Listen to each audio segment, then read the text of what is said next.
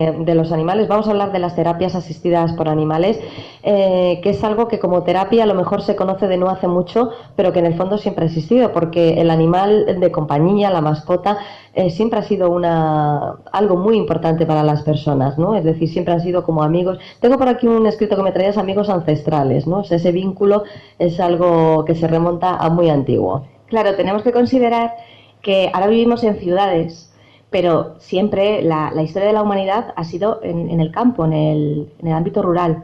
Entonces, desde la antigüedad, el hombre ha coexistido con los animales como algo normal. Era el vínculo que existía con la naturaleza. De la misma manera que la gente entendía muy bien el cambio de las estaciones y se adaptaba a ello, y lo vivían también para las cosechas, sobre todo porque éramos pastores y recolectores. Dependíamos del animal también para el sustento.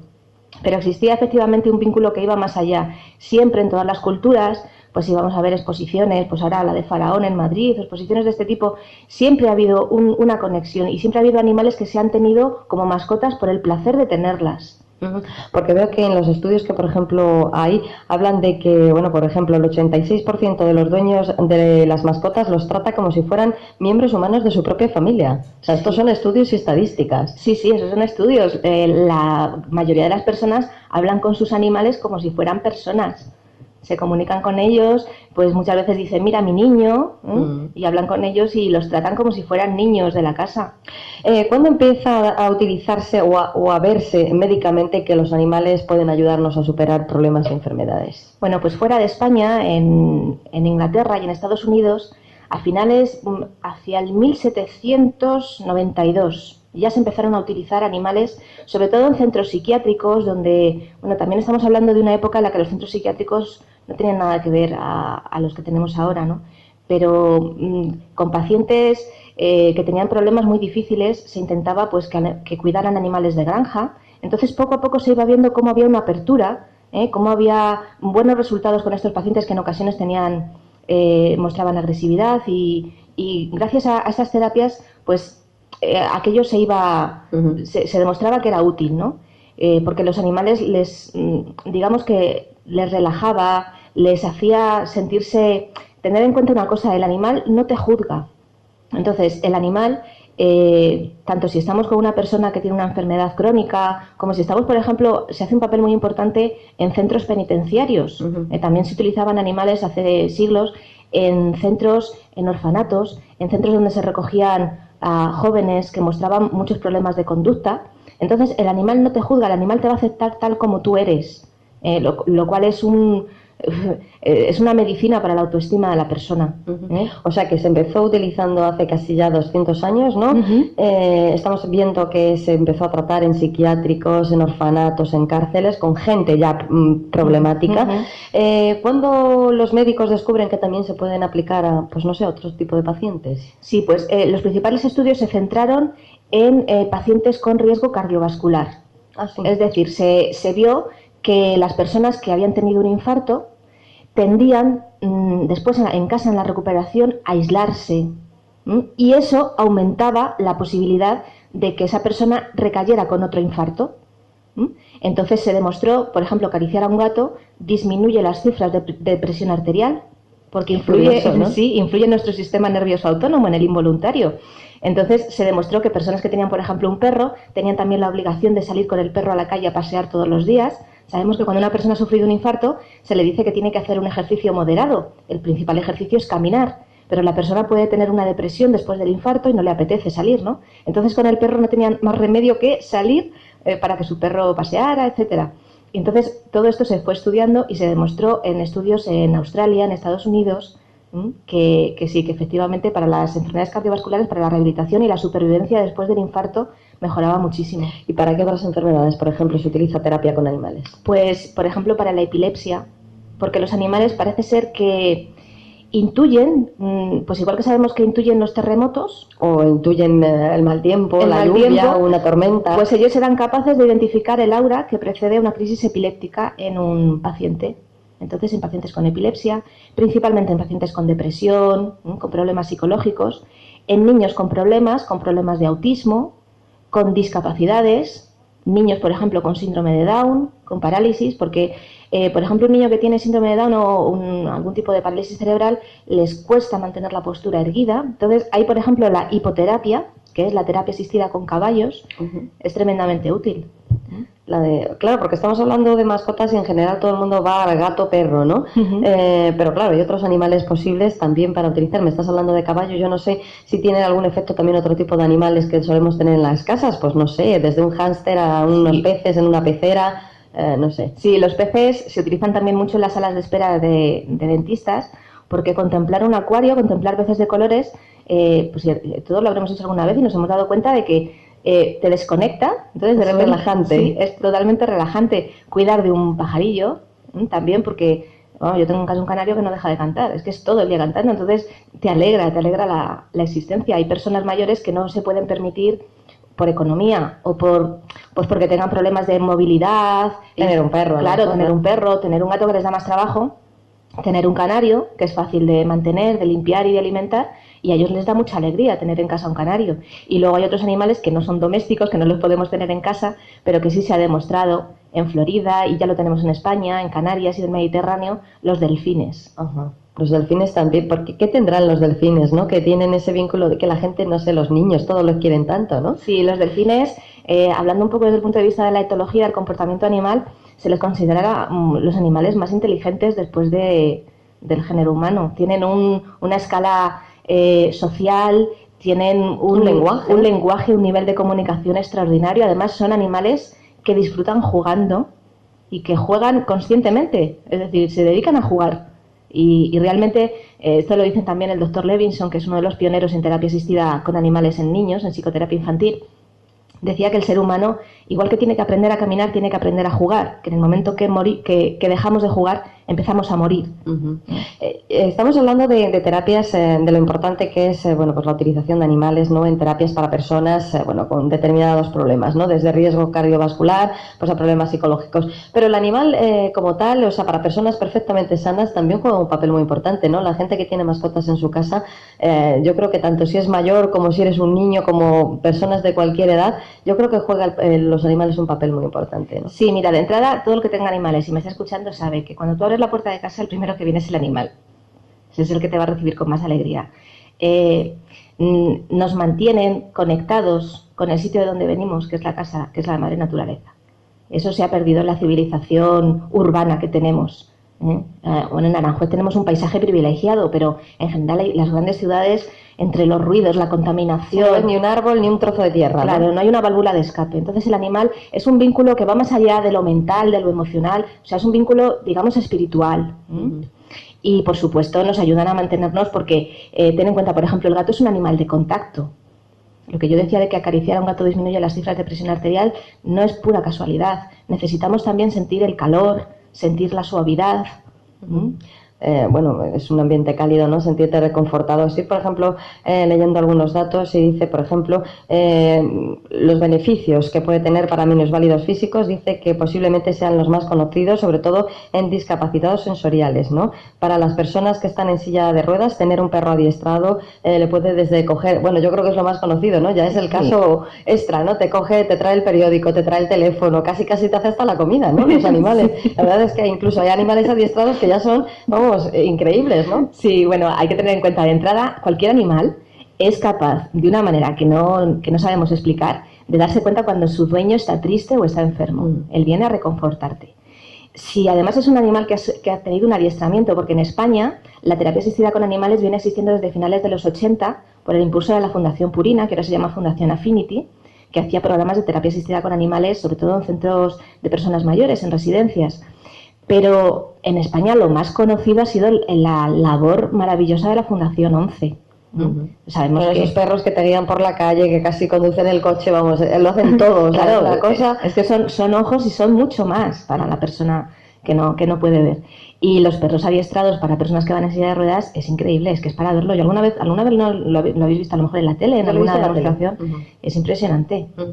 Sigo por ejemplo, comentando los datos que me han salido, y hablas, por ejemplo, de beneficios en centros penitenciarios, y dice que, por ejemplo, se ha demostrado que el uso de terapia con animales no solamente reduce la violencia, sino también los comportamientos antisociales que van desde suicidios a, por ejemplo, adicciones a las drogas. O sea que incluso nos puede servir para luchar contra las drogas, el tema de los animales, ¿no? Claro que sí, porque cuando una persona tiene un problema tan grave como el de una adicción, entre otras cosas tiene un vacío profundo, es una persona que no se quiere a sí misma, que no tiene nada de autoestima, y mediante el animal se recupera por lo que yo te comentaba, porque el animal te acepta tal como tú eres, no te va a recordar lo que has hecho, sea bueno, sea malo, te va a aceptar aunque tengas anticuerpos de VIH, que ese es otro tema delicado, porque claro, luego vienen los riesgos.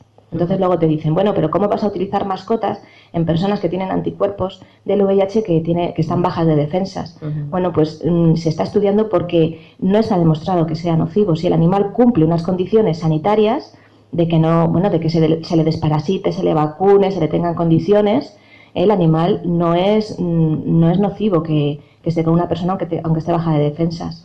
Y sobre todo para la gente que vive sola, ¿no? Hay mucha gente que vive sola, el tener un animal siempre es una fuente de alegría, ¿no? Sí. Te evita, pues eso, te ayuda a salir del aislamiento, sobre todo a afrontar depresiones y estados psicológicos que es una gran ayuda y una gran compañía, ¿no? Hay una gran compañía. Por ejemplo, en centros penitenciarios de mujeres en Estados Unidos, cuando se empezaron a hacer programas de este tipo, ten en cuenta que muchas eran madres que estaban separadas de sus hijos. Entonces, cuidar a los animales parcialmente suplía esa necesidad y por eso se evitaba la depresión en estas mujeres. El animal es una compañía, hombre, es distinto de una persona, pero todo el mundo sabe cuando se te muere una mascota lo mal que lo pasas. Porque es un miembro más de la familia, le consideras un miembro más de la familia. ¿Tú le recomendarías, por ejemplo, a cualquier persona que tuviera una mascota, un animal? A cualquier persona que fuera capaz de... Responsable, efectivamente, que sea responsable, que sepa a lo que se enfrenta. Es un ser vivo que tiene necesidades que nosotros, como cultura civilizada que somos, porque no hace falta gastar grandes cantidades de dinero en una mascota, en lacitos y en cositas, pero tampoco estamos hablando de tener un caballo de carrera. Claro, pero sí que tenemos que tener clara, bueno, pues que va a haber unos gastos de veterinario, que va a haber unos gastos en cuanto a prevención, quiero decir, que va a haber unos gastos de alimentación, porque una buena alimentación para el animal nos va a evitar problemas hacia nosotros de transmisión de enfermedades. Por ejemplo, si a un animal le damos de comer carne cruda, pues nos estamos jugando que a lo mejor un gato nos coja una toxoplasmosis. Entonces, para eso están sus piensos preparados, etcétera. Y luego, pues, saber luego qué pasa cuando nos vamos de vacaciones, qué va a pasar con el animal. Sí, que te tienes que plantear que tienes un animal y cómo le vas a cuidar y qué vas a hacer con él cuando no puedas, tenerle, ¿no? Por ejemplo, con las personas mayores es muy recomendable que tengan una mascota. Pero luego nos encontramos con otro problema que es el duelo por la mascota, quiero decir. Claro, eso te iba a decir, porque te ayuda a superar una depresión o te ayuda a estar acompañado, pero los animales cuando se mueren te generan también una tristeza enorme, ¿no? Enorme. Yo he visto mucha gente llorar en el centro de salud porque se les ha muerto su animalito, porque claro, son personas mayores que la muerte de su animal les viene a recordar de alguna manera la muerte de otros seres queridos que ellos han tenido que ir viviendo, porque son personas que ya han vivido muchos años y han tenido que despedir a mucha gente. Luego, además, si esa persona mayor, pues por un problema de salud, tiene que ingresar en el hospital, ¿quién se va a hacer cargo de la mascota? O sea, todo ese tipo de cosas se tienen que considerar a priori.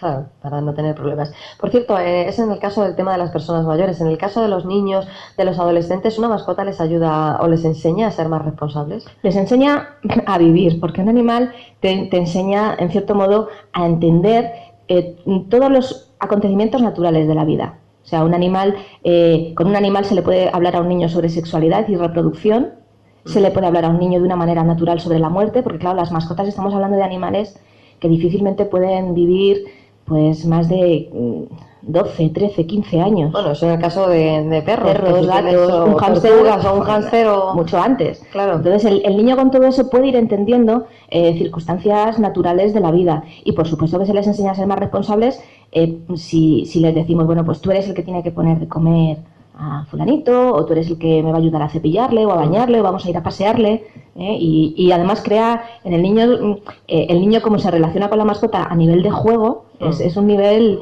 es fantástico. El vínculo de niños con mascotas es increíble. Además, yo creo que los niños que tienen animales después tienen un vínculo con los animales muy estrecho, ¿no? Sí, muy de por vida. Otro problema que nos encontramos, yo por ejemplo al trabajar en pediatría con el tema de los animales, son las alergias. Sí, alergias o, bueno, también a veces los animales te pueden causar, pues no sé, un arañazo, sí, cosas así, ¿no? A veces los padres en eso somos un poco... ay, que no lo arañen, ¿no? sí, Parece que que no no quieres tener un muerda. animal para que no te arañe, para que no te manche, para que no... Claro, eso, bueno, todo esto se puede prevenir con un adiestramiento correcto. Hay que acostumbrar a la mascota, bueno, pues hay ciertas cosas que no hay que tolerar, no solamente a la mascota, sino también al niño, porque cuántas veces yo he tenido que curar a un niño con un arañazo, con un mordisco, pero es que el niño ha ido a ponerse encima del pobre animal, a hacerle, vete a saber qué perrería, ¿no? Estoy leyendo por aquí, por ejemplo, aquí en el texto que tenemos, la fuerza espiritual de los caballos, o sea, Sí. ¿no? O sea, y también el estrecho vínculo, que es algo que también hemos perdido, ¿no? Porque durante miles de años el hombre y el caballo han sido uno, ¿no? Sí. No se podía hablar de movimiento, de, no sé, desde la fuerza bruta en el trabajo hasta poderte desplazar sin un caballo. De repente el caballo ha quedado, pues, el pobre ahí un poco abandonado, ¿no? Pero bueno, ejerce una fuerza espiritual sobre las personas muy fuerte, ¿no? Que cosas tan curiosas, ¿no? Desde el punto de vista espiritual, todos los animales, esto ya viene un poco de la psicología y de los arquetipos, tienen un significado para el ser humano, un significado que está en nuestro inconsciente y que hemos heredado de todos los miles de años que llevamos coexistiendo seres humanos con animales. Entonces el caballo es un símbolo del poder y de la fuerza. Es un símbolo del poder porque el guerrero iba montado a caballo. Lo que pasa que ahora que ya no necesitamos esa asociación de ir a la guerra a caballo, ojalá no tuviéramos que ir a la guerra de ninguna manera. Bueno, pero el caballo sigue siendo un elemento de poder, ¿no? Porque ¿quién tiene caballos? Sí, económicamente, o sea, económicamente solo tienen caballos algunos, está claro, ¿no? Sí, pero esto que tú leías está extraído de un libro maravilloso que es La magia de susurrar a los caballos de Chris Irwin y nos habla de ese vínculo espiritual porque verdaderamente el caballo nos atrae de una manera también que no podemos explicar. Cuando vemos un caballo nos quedamos como, ¿sabes? Diciendo, qué bonito, qué ¿no? maravilla. Es como una perfección, ¿no? Claro, Es la perfección en animal, ¿no? Simboliza también la libertad, el caballo. Los Mustang, estos americanos, que era un caballo indomable, que era un caballo salvaje. Son, bueno, estereotipos, ¿no? Que tenemos grabados ya a fuego en nuestro inconsciente colectivo, ¿no? Como seres humanos. Totalmente. Y el perro, supongo que la fidelidad, ¿no? El perro la fidelidad y el gato la independencia. Pero la independencia luego en el fondo también es que luego hay creencias falsas sobre la tenencia de mascotas. Es que un gato es arisco. No, te digo yo a ti que podría haber algún gato arisco como podría haber algún perro al que no le gusten los niños. Pero en general los perros se desviven por los niños y los gatos se desviven porque los tengas en brazos y los estés acariciando todo el día, ¿sabes? Bueno, vamos a ir despidiéndonos. Siempre te pedimos algún libro, algún tema así que, bueno, que nos lo recomiendes para nuestros oyentes. Cuéntanos, creo que tienes uno por ahí bastante chulo, ¿no? Tengo uno que, vamos, es de cabecera. Se titula Nuestros amigos los animales. Está escrito por Allen Schoen, que es un veterinario holístico, un veterinario que emplea con animales terapias naturales. Este hombre en su libro es de Ediciones Urano. Tiene, digamos, 3 apartados. Un apartado en el que nos habla de todos estos beneficios que hemos comentado, de la terapia de animales para las personas, cómo nos ayudan a nosotros a sanarnos. Luego nos habla en otra parte del libro de cómo las terapias naturales ayudan a los animales, desde la acupuntura, flores de Bach, cosas de las que hemos hablado otras veces para la persona. No le veo yo al perro haciendo la acupuntura, ¿tú crees que se dejaría? Se dejan. Sí, en España también hay ya muchas experiencias y clínicas veterinarias en Madrid que utilizan haciendo la acupuntura al perro, ya. Y al caballo. Y al caballo. Sí, animales de granja. No huyen, es alucinante. Y luego hay otra parte del libro que yo me la tengo que leer con una caja de Kleenex porque es sobrecogedora, sobre historias de vínculos impresionantes entre animales y personas. Siempre hemos oído historias sobre todo en Estados Unidos, que es un país tan inmensamente grande. Sí, de perros que a lo mejor se atraviesan de costa este a oeste 5.000 kilómetros buscando a su dueño, ¿no? Su dueño, que lo cosas encuentran. De estas, ¿no? Que son increíbles, ¿no? Es alucinante. Y luego, pues a nivel ya más de andar por casa, por supuesto, nuestro amado Félix Rodríguez de la Fuente, Joaquín Araujo, y fuera de España yo recomiendo, sobre todo si te quieres divertir leyendo, Gerald Darrell. Mi familia y otros animales. Son libros muy buenos, sobre todo para los niños, para que aprendan. Hay otros etólogos, Edmund Morris, David Attenborough. David Attenborough es este hombre que vemos en los documentales de la BBC, que es todoterreno. Tan pronto te lo encuentras en el Ártico rodeado de nieve, como te lo encuentras en el desierto del Sáhara con un pañuelo en la cabeza explicándonos cómo un escorpión pasaba por allí. Sí. A mí me encanta. Sí, he visto ese documental, lo he visto algunas veces. Bueno, pues libros para aquellos que bueno, pues que primero, los que saben, los que han tenido una mascota saben lo que es. Si no la tienen ahora, pues que lo vuelvan a tener. Y sobre todo, para aquellos que no lo han tenido nunca, pues yo creo que puede ser una experiencia alucinante. Es algo muy enriquecedor. Yo voy a terminar diciéndote que desde mi punto de vista el amor es la medicina de la Tierra, la medicina que necesitamos. Cuando digo Tierra, hablo del planeta Tierra. La terapia asistida con animales funciona porque restablece ese vínculo entre el ser humano y la naturaleza, que es algo que estamos perdiendo. Y los animales son maestros y son sanadores porque nos reconcilian con nuestra verdadera esencia. Estoy hablando de algo que va por encima de lo biológico, por encima de lo psicológico. Cuando hablábamos de las alergias, no está demostrado que sea beneficioso. Incluso tiene efectos negativos. Separar a una persona de su mascota por haberle diagnosticado una alergia tiene efectos negativos. Se ha demostrado en gente con asma. Y yo es que siempre digo que el amor no da alergia. Claro que no. Sabe, el amor lo cura todo. Entonces, la verdad que cualquiera que me escuche sabe perfectamente que los animales nos ayudan a ser más humanos. Pues Pilar, muchísimas gracias por hablar con nosotros y hasta la próxima ocasión. Gracias a vosotros. Hasta luego.